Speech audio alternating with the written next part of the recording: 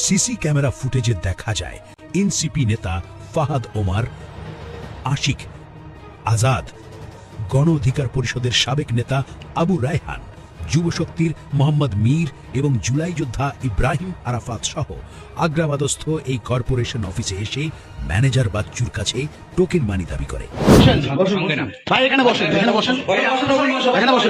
হাদি ভাই নিজে বলছে এনসিপি বড় চাঁদাবাজ, 2 কোটি টাকা নিছে জামাতের সাথে জোট কইরা। সবাই চাঁদাবাজ, কেউ বাদ না। ওই নিজে চাঁদাবাজ, ওই চাঁদাবাজ নিজে বলে কিভাবে? সে তো কি একটা অবস্থা ওখানে। তা আমি তখন খুব রাগ করে বললাম, মানে সাংবাদিক সামনে, যে আমি যদি শুধুমাত্র একটু বলতাম, করতাম, ওদের কেউ ওখান থেকে বেঁচে বেরোতে পারতো না। দর্শক, গত রাতেও চাঁদাবাজির একটা খবর বাইরে এসেছে।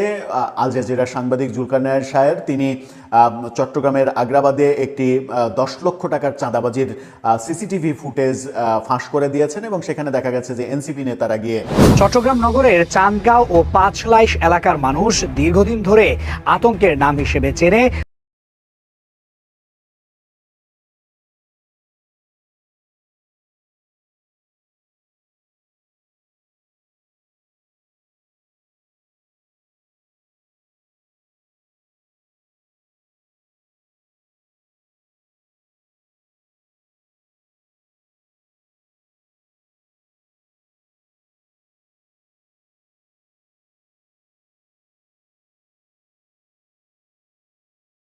লাখ টাকা চাঁদা আদায়ের অভিযোগ নতুন করে আলোচনায় এসেছে।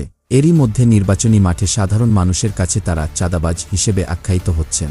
হাদি ভাই নিজে বলছে এনসিপি বড় চাঁদাবাজ, 2 কোটি টাকা নিছে জামাতের সাথে জোট কইরা। সবাই চাঁদাবাজ, কেউ বাদ না। ওই নিজে চাঁদাবাজ, ওই চাঁদাবাজ নিজে বলে কিভাবে? ওই নিজে বলে চাঁদাবাজ। অন্যদিকে চাঁদাবাজদের বিরুদ্ধে সোচ্চার হয়েছেন বিএনপি নেতা মির্জা আব্বাসও। তো চলুন দর্শক, বিস্তারিত জেনে নেই ভিডিওতে।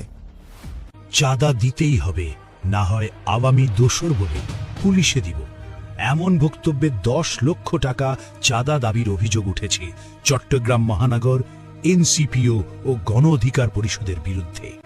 জানা গেছে আগ্রাবাদে সমতা শিপিং কর্পোরেশন নামে একটি কোম্পানি থেকে এই চাঁদা চাওয়া হয়।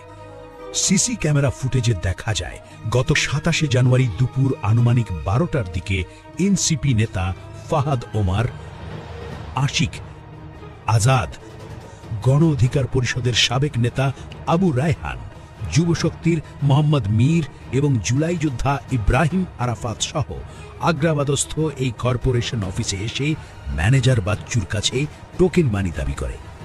অভিযোগ রয়েছে চাঁদা না পেয়ে বিকালের দিকে পুলিশ নিয়ে আসে এই তথাকথিত নেতারা। চাঁদা না দিলে তারা আওয়ামী দোসর বলে সবাইকে গ্রেপ্তারপূর্বক অফিসে তালা ঝুলিয়ে দিবে মর্মে জানিয়ে দেয়। ঘটনাস্থলে থানা পুলিশ কোনো প্রকার তথ্য প্রমাণ না পেয়ে ফিরে যায়। জানা গেছে বেশ কয়েকদিন যাবৎ এই সংঘবদ্ধ চক্রটি বেশ কয়েকটি কর্পোরেশন অফিসে চাঁদাবাজি করে আসছে। এই বিষয়ে শিপিং কর্পোরেশনের ম্যানেজার বাচ্চু জানান, এটা আসলে তো আমাদের অফিস টাইম 12টার দিকে আর কি। হ্যাঁ, এই 4-5-6 জন হবে এরা আসছিল আর কি। আসার পরে তো এরা নিজেদেরকে এনসিপি পরিচয় দিল। এরা তখন তো আমাদের অফিসের ম্যানেজমেন্টের একবার আসছিল, মনে হয় 5-6 জনের কম না। এরা আসলে খুঁজতেছিল, তারপর হুমকি ধুমকি দিয়ে মানে রাত ব্যবহার যতটুকু শুনছি এরা এনসিপি বা এই জাতীয় বলতেছে আর কি।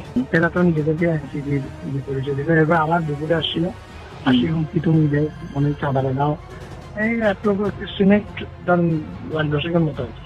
আগ্রাবাদের ব্যবসা করতে হলে চাঁদা দিয়ে করতে হবে। এবার আমাদের বলি না, আর বিভিন্ন অফিসেও নাকি এই জাতীয় এরা বিভিন্ন গ্রুপে যায়, আসে আর কি। ওরা পরে চলে গেছে, আসবে আবার পরে দেখা হবে, এগুলো বললাম। দর্শক, গত রাতেও চাঁদাবাজির একটা খবর বাইরে এসেছে।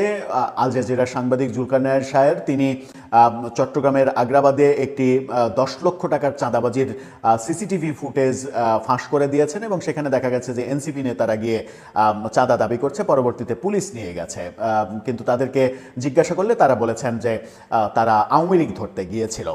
সারা দেশে চাঁদাবাজির যে মহোৎসব চলছে, সেই মহোৎসব যখন থামানো যাচ্ছে না, তখন বাংলাদেশের একজন প্রতিষ্ঠিত ব্যবসায়ী, আলোচিত ব্যবসায়ী, তিনি বলছেন যে আগে 1 লাখ টাকা ঘুষ দিতে হতো, এখন সেটা 10 লাখ টাকা দিতে হয়। যদি তাই হয়, বাংলাদেশের অবস্থা যদি তাই হয়, তাহলে ফ্যাসিস্ট শেখ হাসিনাকে তাড়িয়ে আমাদের কি লাভ হলো? ফ্যাসিস্টকে তাড়িয়ে আমরা কোন রাজনৈতিক বন্দোবস্ত তৈরি করলাম যেটা আমাদের জন্য ভালো? তাহলে আমি শেখ হাসিনাকে ফ্যাসিস্ট বলার আদৌ অধিকার রাখি কিনা, এই প্রশ্নটা তৈরি হয়। চলুন একটু জেনে দেখি কিভাবে 1 লাখ টাকার ঘুষ এখন 10 লাখ টাকা দিতে হচ্ছে। নতুন কোন রাজনৈতিক বন্দোবস্ত আমরা আদতে পেলাম? আমি যদি বলি হাতি যদি না থাকে তুমি নির্বাচন দাঁড়াতে পারবা, ওই কারণে যাও না তুমি, হাতিকে তুমি মারছো। হাতি যদি না থাকে হাসনাত কায়ুম, কি হাসনাত কি জানি সাদেক কায়ুম নির্বাচন দাঁড়াতে পারবে, এই কারণে ওরাই মারছে। তো এখন আমি কেন গেলাম এটা আমার বড় হয়ে গেছে। সে তো কি একটা অবস্থা ওখানে।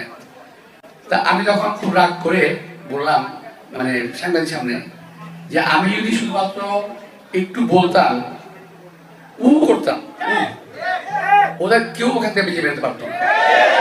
কারণ আমি যখন গেছি খবর পাওয়ার সঙ্গে সঙ্গে ঢাকা মেডিকেল হসপিটালের ডাক্তার এবং শ্রমিক কর্মচারী যারা আছে তারা, আশেপাশে যারা ছিল আমাদের বিএনপির, তারা ওখানে হাজির হয়ে গেছে। 10 মিনিটের মধ্যে আমাদের প্রায় 5000 লোকই হাজির হয়েছে। তো ওখানে একটু ফুল দিলে টোকা উড়ে উড়ে যায় তারা। তো যাই হোক, আমি তখন তো আমি সহ্য করলাম, দেখলাম যে সব বাচ্চা ছেলে পেলে, যদিও আর দিনের সাল ভরকা হয় না, কিন্তু দেখেন আপনারা যে সাল ব্যবহার করতেছে। তারপরে গাড়ি কোথায় পেলে গাড়ি হঠাৎ করে? আমি বলছি না তোমরা গাড়ি চালাতে পারবা না, অবশ্যই পারবা, গাড়ি চালাতে হবে। ব্যবসা করো, চাকরি করো, হালাল পথে ইনকাম ট্যাক্স দাও, জাকাত দেওয়া টাকা দিয়ে গাড়ি ঘোড়া চালাও, কোনো অসুবিধা নেই। আমি মেয়ে জাকাত আল্লাহর রহমতে বুকে হাত দিয়ে বুকের মধ্যে বলতে পারবো জাকাতও দেই, ইনকাম ট্যাক্সও দেই। অনেক সময় হয় বলাটা খুব খারাপ, ধনী হবে। জাকাত এবং ইনকাম ট্যাক্স দেওয়ার পরে কিন্তু আলটিমেটলি বছরের শেষ টাকাই থাকে না। একজন সত্যিকারের জাকাত যিনি দেবেন, জাকাতের যদি পরিমাণ অনুযায়ী আবার যদি ইনকাম ট্যাক্স দেয়, তাহলে কিন্তু একেবারে সর্বনাশী ব্যাপার।